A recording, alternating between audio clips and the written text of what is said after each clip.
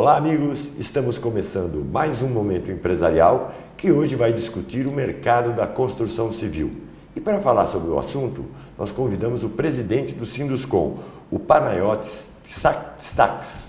Seja bem-vindo, Panayotis. Muito obrigado pelo convite e nós agradecemos essa oportunidade de estarmos com vocês. Nós que agradecemos, me desculpe pela pronúncia do nome, porque não é sempre que a gente entrevista um grego. Né? Está correto. Né? Eu queria te agradecer a presença e aí o motivo do nosso convite é o seguinte, é o atual quadro nacional, quer dizer, o quadro internacional, mas principalmente o quadro nacional, onde a gente passa por um momento de crise política e de crise econômica que está justamente atrapalhando muito o processo, vamos dizer, de desenvolvimento do Brasil. Perfeito. É uma pena que existe uma resistência do Congresso, como existe do governo, e não há uma interação, uma melhor sincronia para que a gente possa resolver e tomar as medidas que, nesse momento, o governo não tem outra, o Brasil não tem, não é só o governo, nós não temos outra opção a não ser realmente fazer cortes, fazer economia, subir tributos e todas essas coisas que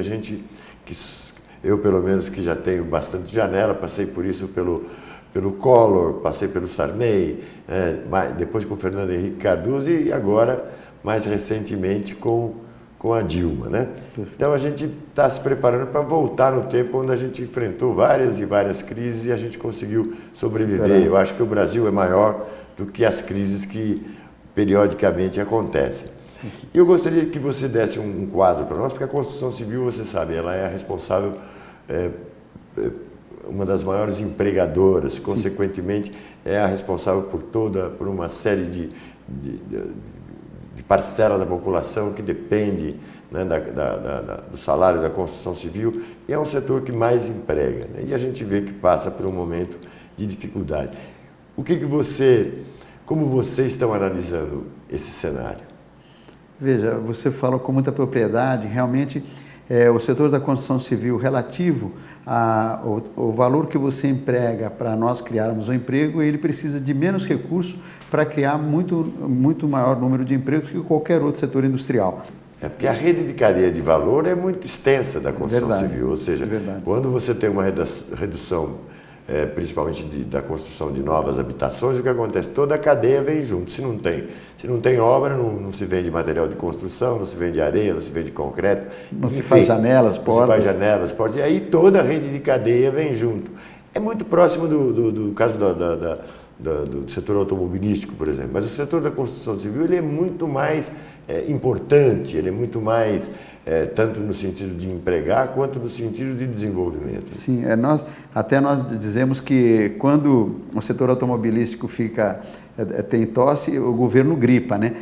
O que na verdade não é muito apropriado, porque o setor da construção civil, quando tem alguma dificuldade, há uma demora às vezes do governo em fazer uma reação para estimular o setor. Então nós precisamos ser mais atendido, com mais rapidez e com mais eficiência pelo governo na disponibilização dos recursos, porque através desse recurso nós conseguimos criar renda e fazer a movimentação da economia mais rapidamente. Panayotis, a gente costuma muito apontar o governo, mas o que a gente está vendo nesse momento é a falta de sensibilidade do Congresso, onde estão lá o PP, o PMDB, enfim, o PSDB, o PT e todos os partidos, que num momento como esse, por exemplo, mudaram as regras do Fundo de Garantia. Isso vai mudar diretamente o custeio da construção, enfim. E por mais que tenha sido alertado pela imprensa por tudo isso, os deputados não tiveram consciência. A mesma coisa com o fator previdenciário. O próprio PSDB, que tinha inventado o fator previdenciário, foi o primeiro a votar contra. Quer dizer, como é que pode, no momento desse que o país precisa, né? Todo mundo está criticando muito a cobrança agora do novo imposto, a CPMF, mas a gente não pode esquecer que ela foi criada em 2007 pelo Fernando Henrique Cardoso, que é onde foi feito um esforço muito grande que a saúde capengava. Quer dizer, nós temos ao mesmo tempo um Congresso que ele acaba sendo incoerente com as suas ações. Decisões, né? E o que dá impressão para nós, está certo que o governo não tem mérito nenhum nesse momento, mas o Congresso ele teria que ter a responsabilidade nesse momento de ajudar o país a pelo menos a se enquadrar, independente das causas políticas. Eu acho que o momento agora é muito momento de olhar para a sobrevivência do país. É verdade. Você tem toda a razão. Eu acho que precisa haver, né, dos nossos congressistas e dos nossos políticos em geral, um espírito cívico, né? Quer dizer, se nós não tivermos um olhar maior para o que acontece no país, aí a coisa fica mais complicada. Mas nós, dentro do nosso setor, nós temos dito que o país precisa fazer as suas medidas de contenção dos gastos públicos, porque você não cria recursos. Se você diminui a economia na sua produtividade ou no seu desempenho, automaticamente a sua coleta de impostos, que é o que vai gerar todo o pagamento da máquina pública e os investimentos em geral, ele não vai acontecer. Então, acho que precisa haver uma grande responsabilidade da nação como um todo, de cada um de nós, de que nós façamos, primeiro, um melhor emprego do dinheiro público, segundo, que nós tenhamos uma maior produtividade. Nós dizemos que cada um na sua atividade do dia a dia, dentro do seu escritório, dentro da sua obra, dentro da sua casa, em qualquer setor industrial, por exemplo, procurar fazer uma eficiência, porque o Brasil é tido mundialmente mal visto, principalmente pela sua baixa produtividade, né? Então, nós precisamos mudar esse patamar de produtividade para que a nossa economia volte a crescer. Nós não podemos concorrer com a China com 7%, mesmo em queda, está em 6%, 7% ao ano, nós trabalhando com 0,15% ou 0,5% ao ano, né? Nós temos que mudar esse índice de produtividade brasileiro para que a economia mostre a pujança que ela tem, né? Nós temos todos os insumos para a produção de bens e transferimos esses insumos ao mundo, né, China, Japão e outros países, para que eles produzam lá. Então, nós estamos exportando também emprego, né? Então, acho que há toda uma necessidade de revisão da nossa política para que o país possa manter os empregos aqui dentro, ou se não, criá-los, né? Quer dizer, você não pode exportar o minério de ferro e depois ele vem produzido em vigas metálicas H e I para nós podermos vender no Brasil. Agora, mas isso, porque eu vejo muito esse chororô do empresariado já faz anos, décadas, né?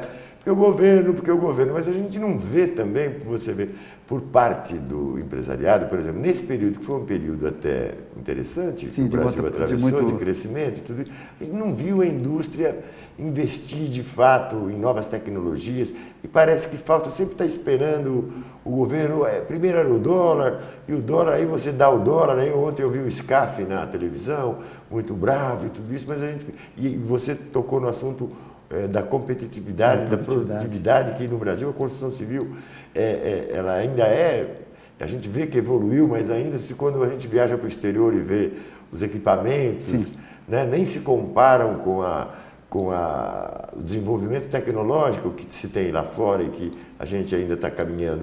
Então, quer dizer, dentro desse cenário, quer dizer, a gente precisa ver também, será que também a gente não podia ter feito melhor, ou melhor, não podemos fazer melhor? É verdade.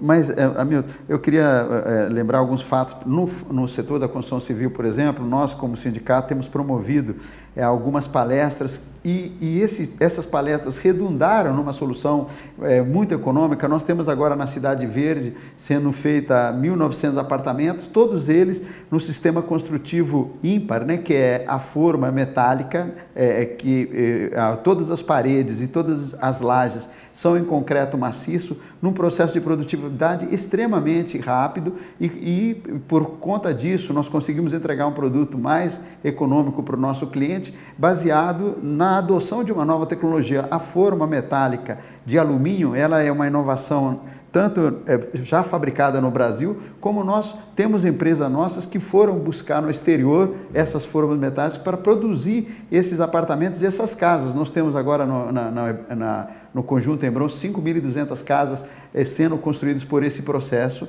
que realmente faz uma mudança de patamar de tecnologia, porque nós passamos a trabalhar com paredes de concreto autoadensável, de melhor qualidade, acabamento finíssimo, e tudo isso baseado no modelo que foi trazido para o Brasil recentemente e para Uberlândia faz menos de 2 anos. Então, houve uma mudança do patamar de tecnologia, sim. Com relação aos equipamentos, gruas e outros equipamentos, nós realmente no Brasil ainda estamos deficitários, mas melhorou muito em relação a 5 anos para cá. Nós chegamos a trazer gruas importadas da Espanha, porque as nossas que tínhamos no Brasil eram insuficientes. Então, eu acho que é evidente que quem não está dentro do setor não consegue perceber todas essas mudanças, mas com certeza já está vendo mudanças significativas e isso está se refletindo no preço do nosso produto para o nosso consumidor. Nós falávamos então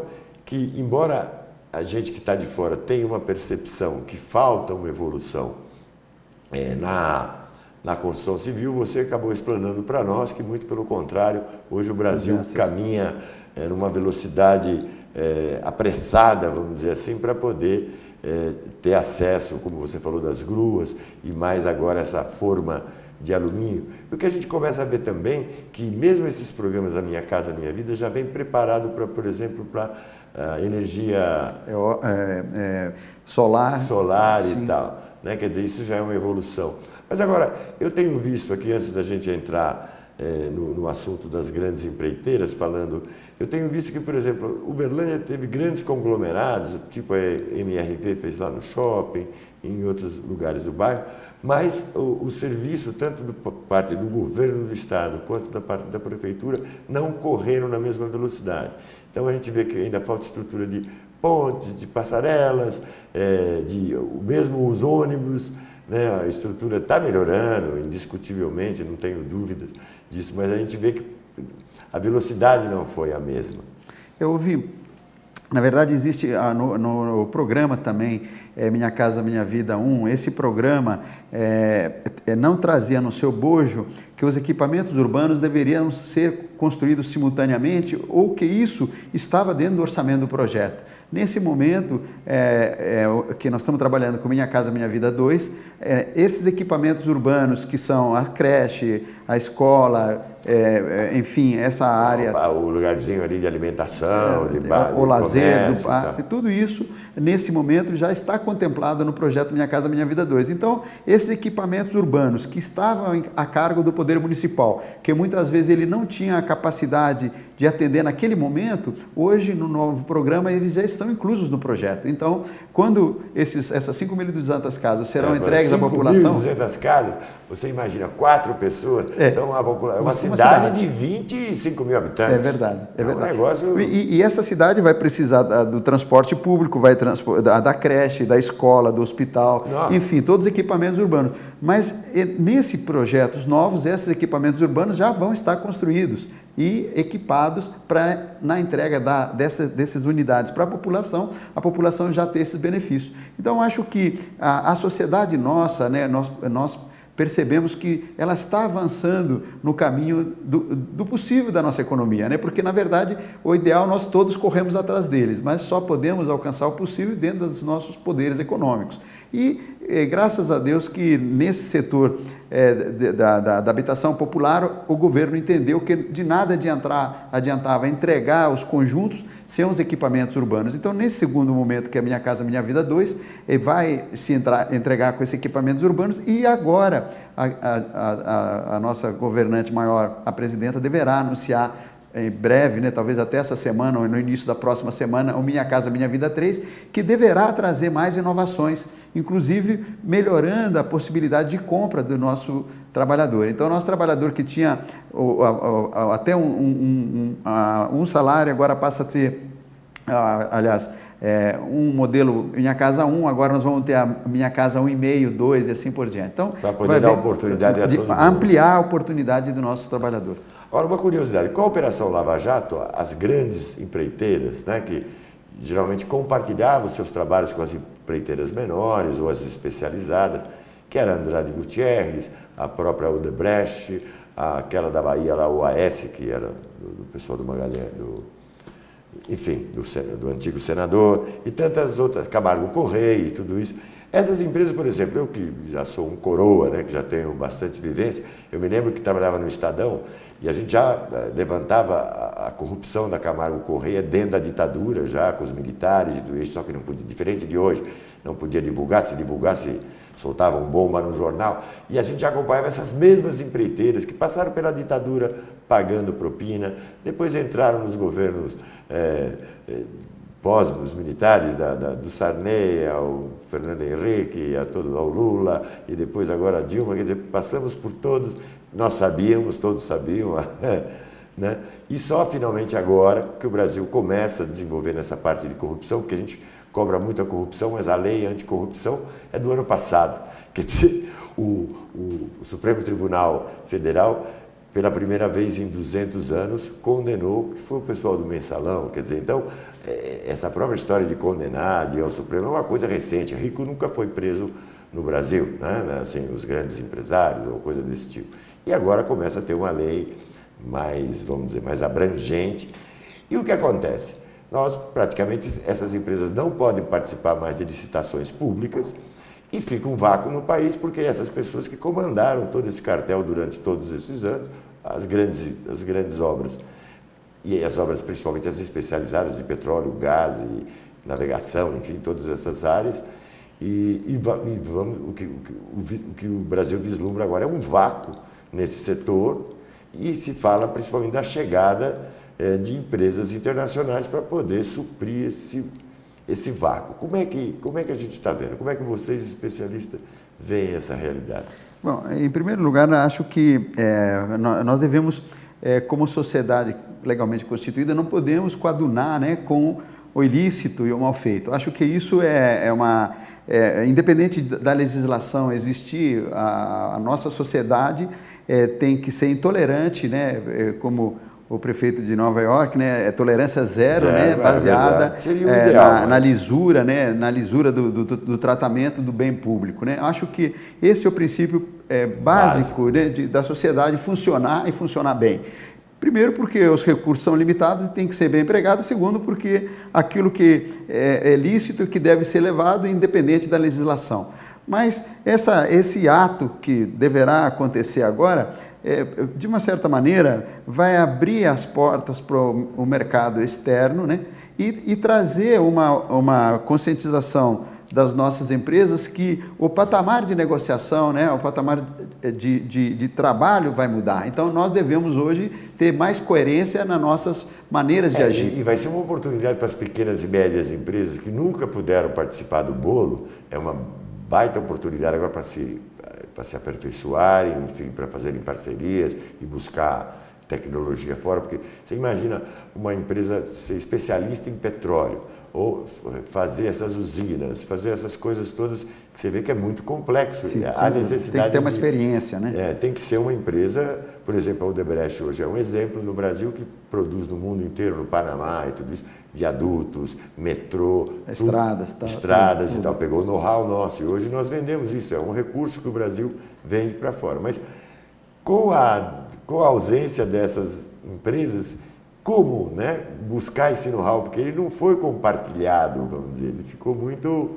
ao longo dessas décadas, você vê, desde a ditadura até agora, você imagina, sempre eles foram os principais. Os principais. Né? Eu acredito que, como você disse, as empreiteiras que muitas vezes trabalham para essas maiores, elas também vão acabar sendo içadas a um outro patamar, né? Quer dizer, uma vez que a exigência, porque na verdade a exigência da manutenção de grandes grupos empresariais, ela passa pela exigência do contratante, né? Se o contratante demanda que a empresa, para participar do processo licitatório, tem tais e tais e tais e tais outras condições, automaticamente ele limita o universo das empresas participantes. Outras. Então, acho que precisa o governo entender, né? Flexibilidade. Exatamente, aí. Fazer com que esse patamar seja reduzido para que haja oportunidade para mais empresas participarem e dessa forma você terá mais players no processo. Então você consegue dividir a oportunidade de trabalho para todos. Acho que isso é uma política de governo, porque se você criar as regras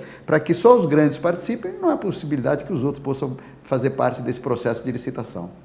Certo. Bom, no próximo bloco, eu gostaria que você falasse então do projeto aí que é a nossa principal agora cartão de apresentação de Uberlândia, que é o Uberlândia 2100, que o país inteiro está falando dessa iniciativa de vários setores da nossa sociedade se organizar e propor uma cidade mais inteligente. Temos visto que em Uberlândia tem sido pauta aí nacional, né? Tem repercutido muito bem essa notícia de que a iniciativa, a sociedade de uma maneira geral se juntou aí a vários segmentos, se uniram e estão propondo uma cidade diferente, e está se chamando do Uberlândia 2100. Né? Tem a iniciativa por trás, o Grupo Algar, né? A Granja Marileusa, que é um exemplo de bairro já planejado. Né?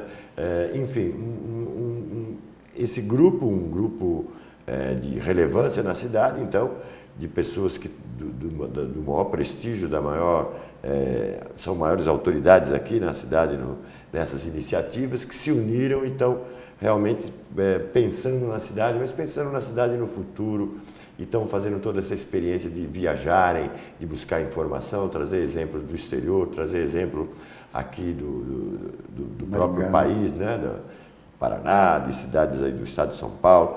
Enfim, eu gostaria que você falasse como é que está o andamento e como é que anda a proposta. Em primeiro, eu gostaria de trazer uma breve história, né, do projeto. O projeto é um projeto que nasceu na cidade de Maringá com o objetivo de se pensar o futuro das cidades, né?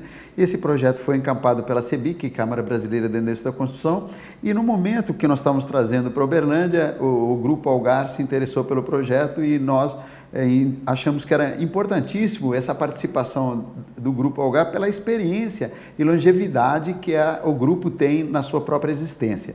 E o próprio grupo já promove lá o Algar 2100, exatamente. 2050, tem vários. Aí o Dr. Luiz gentilmente nos cedeu o Uberlândia 2100, que é o Algar 2100.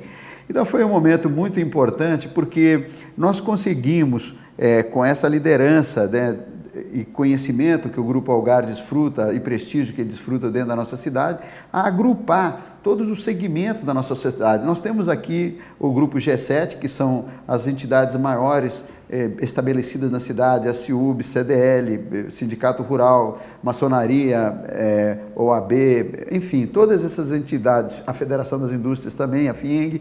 Então, essas entidades e mais todos os outros segmentos, nós conseguimos, na primeira apresentação, agrupar 500 pessoas dentro do auditório da Unialgar, onde nós conseguimos com que essas pessoas fossem dar sua participação de qual Uberlândia que nós queremos ter para os nossos filhos e netos. E isso para nós foi uma surpresa muito gratificante, primeiro porque o projeto que já foi expandido em outras cidades brasileiras, Uberlândia foi número absoluto muito maior do que as capitais que ele estava feito. E a partir daquele momento nós conseguimos agrupar 250 apaixonados, que são as pessoas que se interessam em participar do trabalho de planejar essa cidade do futuro. E essas 250 pessoas, nós já fizemos 3 reuniões, formamos grupos, esses grupos já trouxeram as ideias da cidade que nós queremos ter e agora nós estamos num processo de trabalhar essas ideias, porque a ideia, quando ela vem com uma inspiração. Mas como que essa inspiração vai se transformar em transpiração e se transformar no projeto? Então nós estamos nesse momento englobando essas ideias, agregando e trazendo essas ideias para o plano de projetos. Então, esse é o momento que nós estamos trabalhando. Por quê? É um trabalho que vai se dar ao longo de todos os anos, né? Quando as pessoas falam, mas o seu horizonte 2100 não é um horizonte muito longo? Sim, mas nós estamos planejando a de 2020, 2030, 2050 e 2100. Então, esse horizonte longo é importante para você ter um norte para trabalhar. E está envolvido aí a sociedade de bairro, o religioso, os sindicatos, patronais e laborais, a sociedade, o profissional autônomo, enfim, toda a sociedade constituída está englobada nesses 250 apaixonados que fazem parte, estão conduzindo esse projeto. Inclusive, um dos apaixonados é o Celso Machado, sim, né? Sim, é o nosso do Comitê Provisório. E o Celso é uma pessoa que faz muito por essa cidade, principalmente com a memória. Né? Sim, sem dúvida. Então, hoje, toda a parte da memória, fotos, filmes e tudo, a Close, que é a empresa que assessora, que o Celso representa também, tem todo esse acervo. E criou outros grupos que produzem, mesmo aqui no canal da gente, programas fabulosos, enaltecendo não só a cidade, as características da cidade, mas também a urbanidade e tudo isso. Então, isso traz para a cidade uma coisa muito importante, porque é a memória. Agora me conta, além de pessoas como o Celso Machado, e a universidade? Eu sempre me preocupo com a universidade, tanto na parte das empresas e tudo, porque hoje se fala muito em inovação e tudo isso, eu tenho ido nas inovações, mas você vê pouco a Universidade Federal. E agora estamos falando dessa urbanidade, dessa coisa muito importante. Qual o papel da universidade? Veja, a universidade ela se fez presente em todas as reuniões, não só a Universidade Federal, porque, na verdade, quando a gente trata da universidade, né, da academia, nós temos que entender que a academia ela se expandiu na nossa cidade num número enorme de universidades que estão aqui estabelecidas, sejam públicas ou privadas, e essas universidades elas têm se feito presente nas nossas reuniões e também na formação do conselho. Desse conselho nós teremos cadeira para as universidades, porque dentro da nossa cidade a universidade representa um público, primeiro, de pesquisa, de inovação, de tecnologia, e também representa o estudante, que será as pessoas que irão desfrutar dessa cidade que elas estão planejando, né? Eu chamo a atenção para a Universidade Federal, porque as privadas não investem em pesquisa, não tem obrigação nenhuma de investir em pesquisa e desenvolvimento. Já a universidade tem. E como marca, como uma chancela, ela é muito importante para o projeto. Sem dúvida. Nosso tempo, Panayotis, embora a gente tenha muita coisa para conversar, porque o assunto, o tema é muito empolgante, mas infelizmente acabou o tempo. Eu queria que rapidamente você fizesse as considerações finais. Pois não. Em primeiro lugar, a gente agradece essa oportunidade que você trouxe para nós, de difundirmos esse projeto de Uberlândia 2100, e nós continuamos trabalhando, temos eventos constantes e toda a cidade está informada através da imprensa, e convocamos para que mais pessoas possam participar, porque essa é a cidade para nós. Então, é essa cidade que nós queremos construir juntos. Isso é importante. Muito obrigado. Juntos, né, Panayotis? Muito obrigado, viu, Panayotis, mais uma vez, pela sua presença. Eu queria agradecer também a você, público telespectador, que nos prestigia semanalmente com a sua audiência. Agradecer aos patrocinadores, em especial a Aramis, que prestigia o programa. É isso aí, muito obrigado e até a próxima semana.